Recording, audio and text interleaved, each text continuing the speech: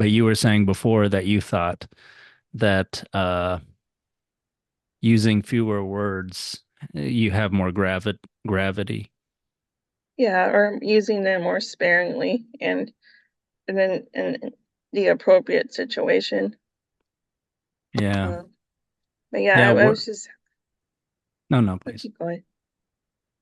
But yeah, I just had the same thought of just other expressions or things I hear a lot of people say I'm dying when no, they're not really in any sort of danger. They're just tired or things like that. And I'm just wondering, like, if just kind of liberal use of words is kind of making people weaker in a way. How So so? when it comes to like uncomfortable situations, they're more likely to think, "Oh, I'm dying," or "This is really hard for me. Like I can't do it," or something. Um, but yeah, just a thought I've had of how like yeah, how liberal use of words might be bad mentally for people. Yeah.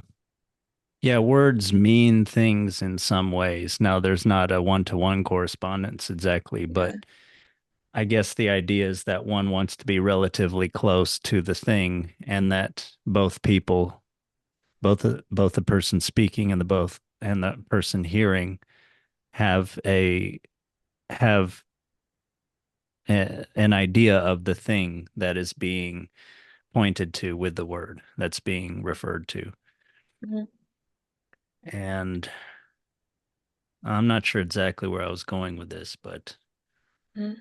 I have a sense of, yeah, more uh, economy of words and more specific use and more concrete language Mhm. uh, shared between people leads to better connection and clarity of thought Yeah. and a more one-to-one correspondence sort of between thought and the real world. Mhm. Because I don't know, I'm sort of influenced by Rousseau in this, but it's not just him. But yeah, I sort of have the idea that with our words, we can kind of spin webs, we make worlds and everything. And to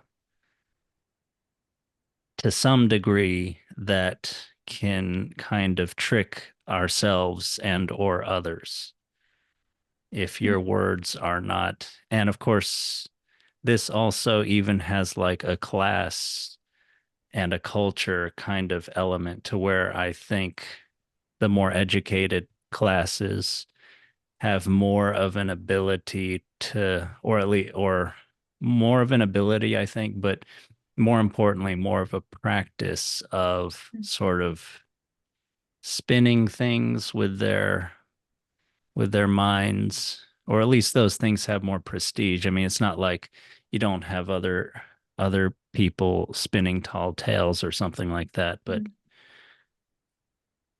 yeah, I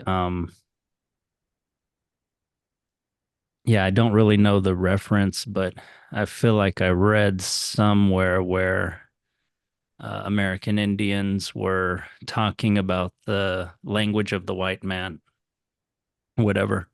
And there's obviously a reference to like those who they would be in contact with. I'm not saying all white people talked like this or something like that, just for clarification. But anyway, I seem to remember them talking about how the that language is sort of, yeah, spinning a web to like entrap you. So it's sort Mhm. of, I don't know if this has anything to do with like contractual language that is later and not much later, like uh totally done away with and has little bearing on reality or on intention.